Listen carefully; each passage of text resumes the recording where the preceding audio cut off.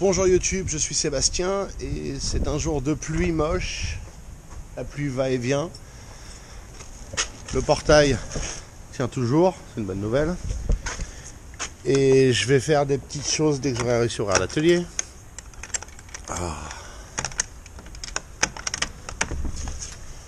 On va faire des petites choses diverses et variées aujourd'hui, à commencer par ce robinet. Madame voulait un robinet noir, elle en a trouvé un, que je vais aller essayer de poser. Dans la logique que si jamais il faut un raccord, madame est sortie pour faire les courses. Donc elle peut s'arrêter, prendre le raccord de plomberie qu'il faut. Donc voilà le robinet. Tout ce qu'il y a de plus simple, tout ce qui est de plus mignon.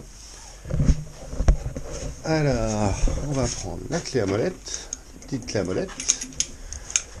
Je vais aller couper l'eau et on va aller essayer de poser ce robinet.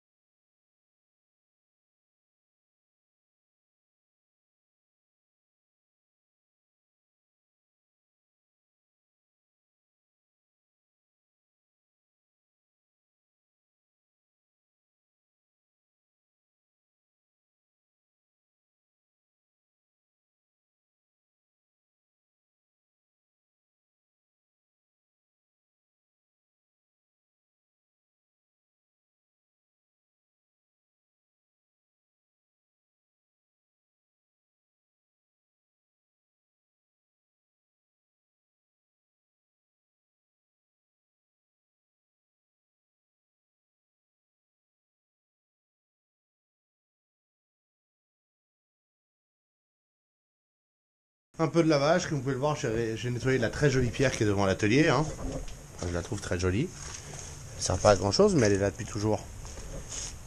Le mur est récupéré, il n'y a plus de traces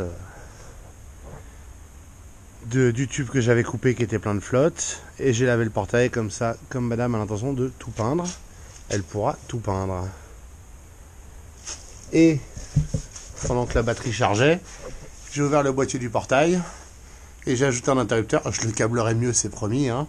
Mais si je clique, hop, j'ai maintenant un bouton de commande du portail. Youhou! Et si je reclique, ça l'arrête. Et si je reclique, il va aller claquer parce qu'il ralentit pas sur la fin de course. Il va pas claquer d'ailleurs. Je sais pas pourquoi. Ah oui, parce qu'il est en butée. Les butées sont un peu lâches. Voilà. Portail fermé. Je te demande le peuple. Maintenant, alors ça c'était entre les bornes 2 et 7. Hein, si quelqu'un se pose la question, vous mettez le fil, vous mettez un interrupteur. C'est un bel bouton poussoir Schneider comme celui-là. Hein, il va et vient. Et ma deuxième question assez importante, ça va être un bouton d'arrêt pour désactiver la fermeture automatique du portail. Il me faut un normalement fermé. Et ça, je ne pense pas que ça puisse faire normalement fermé. Il va falloir que je passe un peu de temps sur Google. Alors, ils ont des symboles lumière en plus, parce qu'on vit dans un monde où on met des symboles sur les boutons, des fois qu'on ne sache pas à quoi ils servent. C'est pas grave, de toute façon je mettrai des étiquettes. L'objectif c'est d'avoir les deux là, accessibles mais pas dans le passage. C'est juste si on en a besoin.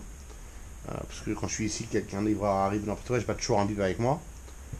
Et ça peut être intéressant aussi quand on attend une grosse livraison de désactiver la fermeture automatique le temps que la livraison arrive. Bon, ça n'aura pas été une journée hyper active aujourd'hui, mais bon, il fait super froid, il y a du vent et j'ai pas la motivation. Et puis ce matin, madame est allée faire des courses et a oublié sa carte de crédit. Résultat, j'ai fait un aller-retour gratuit pour la lui amener. Et néanmoins, j'ai posé un bout de bois. Ça, c'est une chute de palettes. Rien de passionnant. J'ai mis mes 4 interrupteurs qui seront verrouiller le portail ouvert. Enfin, désactiver la fermeture automatique. Ouvrir, fermer le portail, celui-là fonctionne. Lumière extérieure, lumière intérieure. Et j'ai ajusté le temps de délai entre l'ouverture, pour la fermeture automatique, à apparemment 1 minute 10. Comme c'est les 3 petits potentiomètres bleus que vous voyez là, en l'occurrence c'est celui du milieu, il n'y a pas de graduation, ça va de 0 à 2 minutes. Je l'ai fait à l'oreille. Mais 1 minute 10. C'est bien 1 minute 10. On va voir ce que ça donne.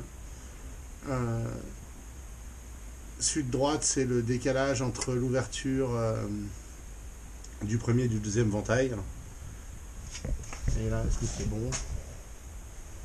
Oui, c'est très bien. Et suite gauche, je sais même plus ce que c'est. Celui de gauche, c'est le temps de manœuvre. Donc ça, c'est la partie vraiment pénible du réglage de ce portail. Il est à peu près bon. Je vais pas y retoucher. Mon activité d'aujourd'hui, c'est ça. J'ai posé ce bouton, sélecteur à clé et ou bouton de commande vont être normalement ouverts. Donc ça, c'est un bouton poussoir. Celui-là, c'est plus spécial. Il me faut normalement fermer. J'avais pas fait attention et je sais pas bien comment l'utiliser. C'est ce que je vais Google.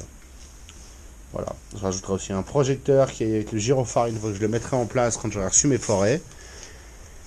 Et puis j'ai du câblage à faire avec les interrupteurs. L'un des interrupteurs, celui du bas, en fait, va remplacer ce long fil qui va se brancher là-bas, qui est toute la lumière de l'atelier. Et celui-là, c'est pour de l'extérieur, l'éclairage extérieur, celui-là, donc, qu'on n'a pas encore élucidé, mais bien qu'il fasse nuit, justement, vous voyez, la cour est assez sombre. Mais il y aura 2 éclairages le long de la façade de la grange pour pouvoir éclairer quand on bricole la nuit, quand on veut charger du bois, quand on veut faire plein de choses. Voilà, c'était le tout début du projet électrique. C'est pas gagné, je voudrais virer les anciennes conduites en ferraille qui traînent un peu partout. Ça aussi, ça va être amusant. Et puis, je commencerai peut-être à passer les fils, au moins pour la grange, parce qu'a priori, je veux le passer là. Enfin, la grange, l'éclairage et l'écurie, je veux les passer là. Et après, ils ressortiront dans la grange à côté. Je vais aller me faire un plan, tout simplement. Ça, je vais pas vous embêter à vous faire avec moi en live. Et puis, je vais passer un peu de temps ce soir à chercher les fuites d'air qui restent, puis qu'il y a du vent. Ce sera plus facile de les localiser. Et si je les trouve, d'essayer de les boucher. Merci d'avoir suivi cette vidéo. Demain devrait être plus intéressant. Je ne sais pas encore pourquoi, mais je découvrirai ça demain matin. Et vous aussi. Et je vous souhaite une bonne soirée.